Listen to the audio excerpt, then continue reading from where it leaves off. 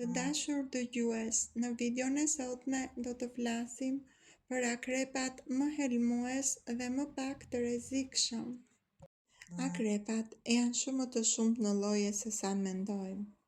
Në botë njihen mbi 2500 lloje specie akrepash, të ndara në rreth 22 familje. Shumica jetojnë në zona të ngrohta, shkretira, pyje tropikale, madje edhe në male. Disa nga familjet më të njohura të akrepave janë Buthidae. Kjo është familja më e madhe, e cila përfshin specie me helm të fortë. Scorpionidae. Zakonisht në këtë familje përmblidhen akrepat më të mëdhenj por me helm pak më të rrezikshëm. Hemiscorpidae.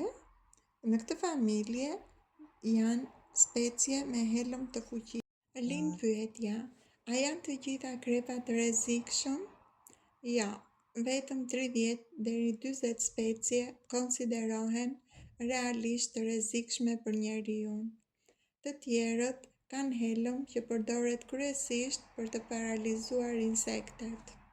Akrepat jetojnë më shumë në Afrikën Veriore, në Lindjen e Mesme, në Amerikën Latine, në Indi dhe Meksik. Në Evropë ka disa specie akrepash, por zakonisht nuk janë shumë të rrezikshëm për njerëzit. Disa nga akrepat më helmues në botë janë Leiurus. Ky akrep jeton në Afrikën Veriore dhe Lindjen e Mesme. Helmi i tij është shumë i fuqishëm dhe i rrezikshëm, sidomos për fëmijët. Androctonus. Ky akrep quhet edhe akrepi me bish të trash. Është shumë agresiv dhe me helm neurotoksik të fortë. Titius jeton në Brazil. Centruroides gjendet në Shtetet e Bashkuara të Amerikës dhe Meksik. Pickimi i tij shkakton dhimbje shumë të forta dhe simptoma nervore. Helmi i shumicës së këtyre akrepave është neurotoksik, pra ndikon në sistemin nervor. Disa simptoma janë dhimbje e fortë, mpirje dhe vështirësi në frymarrje. Megjithatë, me trajtim mjekësor, sot shumica e rasteve shërohen. Lind pyetja, si mund të mbrohemi nga akrepat? Në shtëpi mbyllen çarjet në mure, dritare dhe dyer. Nuk lihen në rroba, këpucë dhe batanie në dysheme.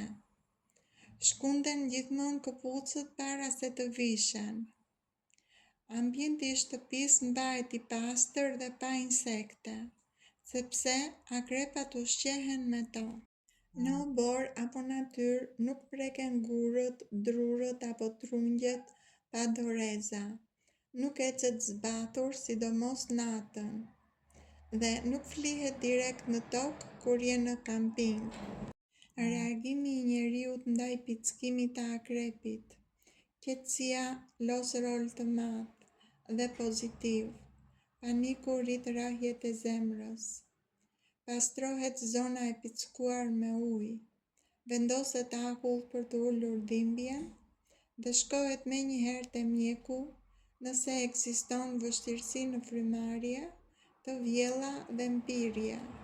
Lind pyetja, si dallohen akrepat helmues nga ata më pak të rrezikshëm?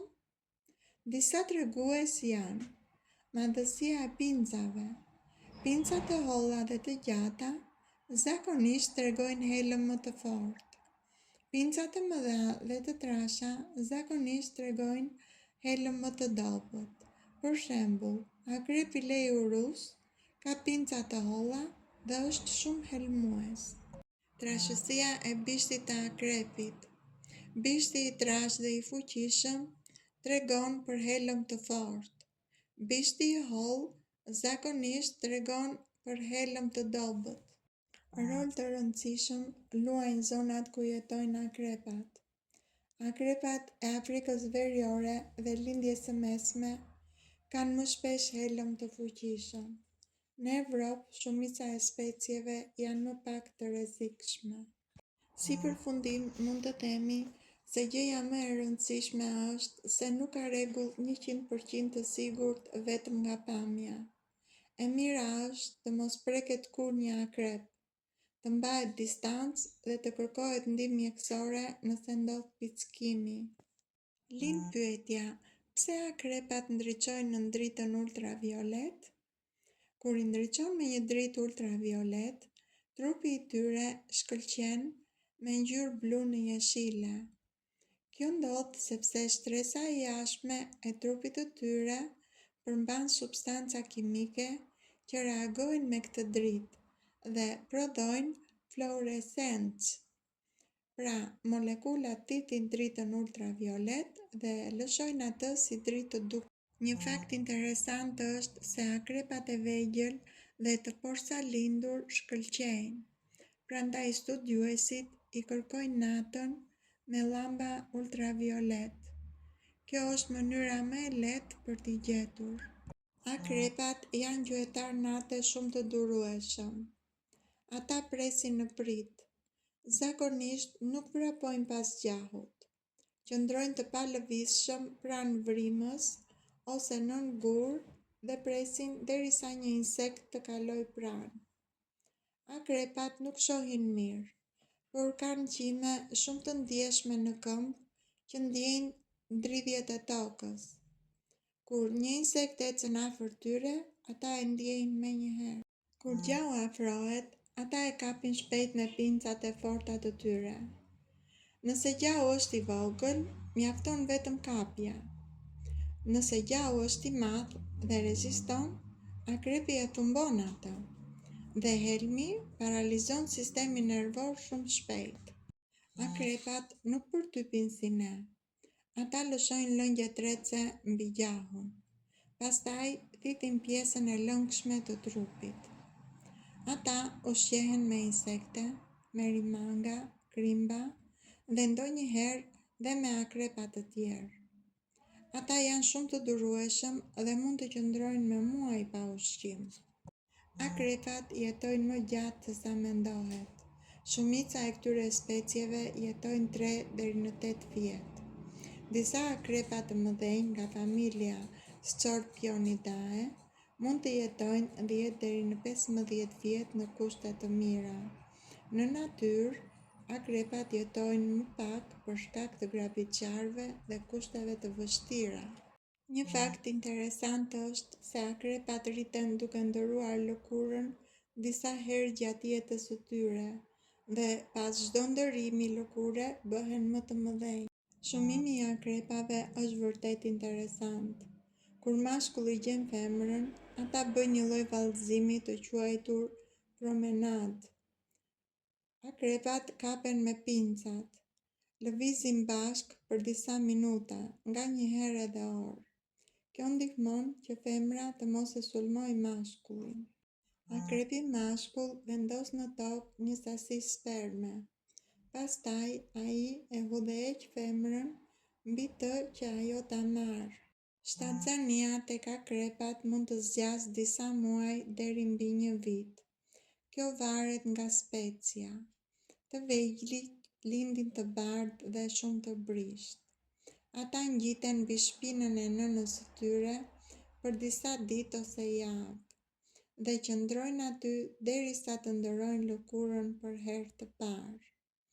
Një fakt interesant është se në disa raste, nëse mashkulli nuk largohet shpejt, femra mund ta hajë atë. Lind pyetja, cilët janë armiqtë kryesor të akrepave? Shumë zogjë grabitqar i han akrepat sidomos natën ose herët në mëngjes. Ardhucat dhe disa gjarprinj janë shumë të shpejtë dhe rezistent ndaj helmit. Minjt, iriqët dhe disa delfra mund t'i sulmojnë ata. Një shembull i famshëm është suricata, i cili ditu heq thumbin akrepave para se t'i hajë. Disa merimanga të mëdha dhe insekte grabitqare han akrepat e vegjël. Tek disa akrepa ndodh dhe kanibalizëm, sidomos kur mungon ushqimi. Akrepat fshihen në ngurë dhe në vrima. Janë aktiv kryesisht natën dhe përdorin thumbin me helm si mbrojtje të fundit. Lim pyetja: cili është akrepi më i madh në botë? Akrepi gjigant është Heterometrus swammerdami, i cili jeton kryesisht në Indinë Jugore dhe në Sri Lankë. Mund të arrijë deri në 23 cm gjatësi, duke përfshirë dhe bishtin. Pincat e tij janë shumë të mëdha dhe të fuqishme, por helmi i tij nuk është shumë i rrezikshëm për njerëzit. Akrepat gjigant banojnë në pyje tropikale, në ndrur dhe gur.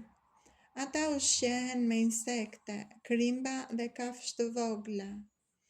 Janë gjuetar nate dhe shumë të durueshëm. Fakt interesant është se megjithse janë gjigant, njerëzit i mbajnë shpesh si kafshë shtëpiake, për shkak të natyrës së tyre të qetë. Këta akrepa, edhe pse janë të mëdhenj, nuk janë shumë agresiv. Rreziku i helmimit për njeriun është minimal, prandaj janë më të sigurt për t'u parë nga afër.